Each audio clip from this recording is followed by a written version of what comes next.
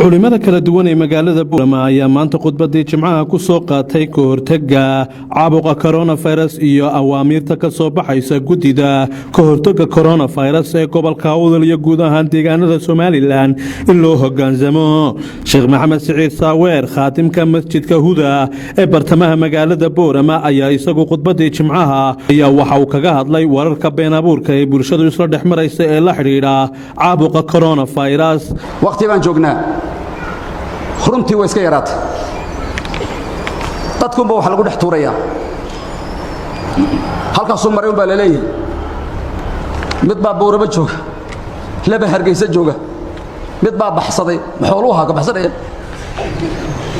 dadka baxsanaya xagee jooga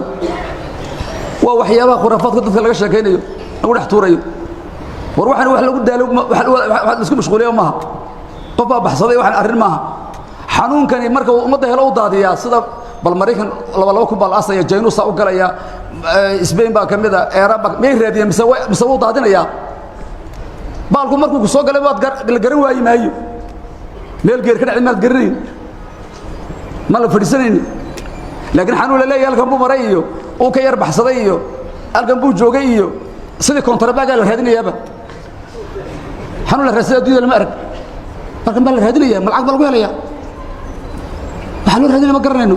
war xanuunka waa laga baxsadaa xitaa media waxa la soo geliyay nin la qabanayo la leeyahay wad artay mar ma leeyahay askartu qabanaya qabta la leeyahay si tuugi dhacda la hayo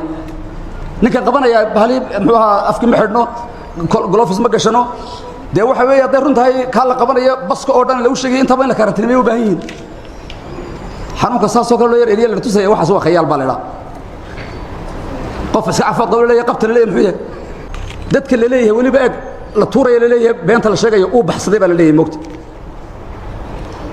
sidoo baxsanaya qof bukaamiyo baxsada ma qof buka baxsada war waxa soo maxay nibuka uu jifsada meel geeriye laba garan waayo aroos ma garan waayo meel aroos ma farxad garanayn arooska waa la gartaa geerida waa la gartaa meel xanuun yaalo waa la gartaa laakiin xanuunkan la leeyahay halkan buu maray iyo lug hayuu joogaa xishadu waxa la mid baa lug haya fadhiya Allah shadawid halkaas lagu hayaa ciida balka baa la mariyay war waxa si intaan iskaga baxno xanuunkan han iska ilaalino dhaqaatiirta waxayna leeyihiin qaadano mar kale Sheekh Maxamed Siciid Saaweer waxa uu ka hadlay wararka sheegaya in masaajidada la xirayo waxana uu tilmaamay cid wali masaajid timaday oo intay timaday xiraleynay ma jirta leynama odhanin waxa keenay tuunka xanuunkan dhibaatada badan leh ee ummadda oo dhan muxuu ahaa ay ka baqayso ee dalal far badan oo jaarkeena masaajidada la xiray ee xarameenkii la xiray xaramka dad badan buu ku dhacay in la mid maaha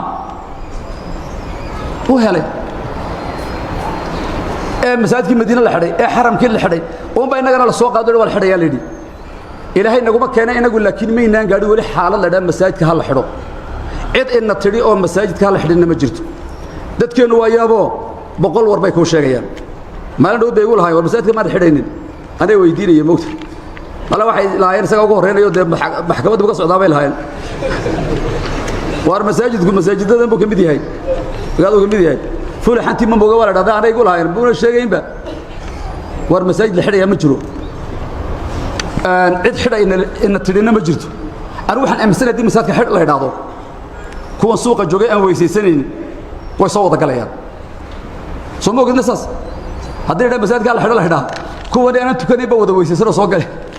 dadkeenu waa korba xaga kale masaajidka ma xidhan la yiri balonaya loodhamay laakiin la isweydiin maayo maxay waxaas tahay war ilaahay naguma keenee horta masaajid xidhan la yiri ma jirtee dhimasho waa joogto waa la kala horeeyaa waa la kala dambeeyaa xanuunkan marka waxa weeye horta ilaahay wixii uu qadaro qofna kuma dhaco xanuunkani la yusiibu ahadan illa bi idnillah xanuunkan hadduu qof ku dhaco ilaahay baa u qadaray Ahmed Diriya Ciltire wararka warbaahinta SBC magaalada Boorama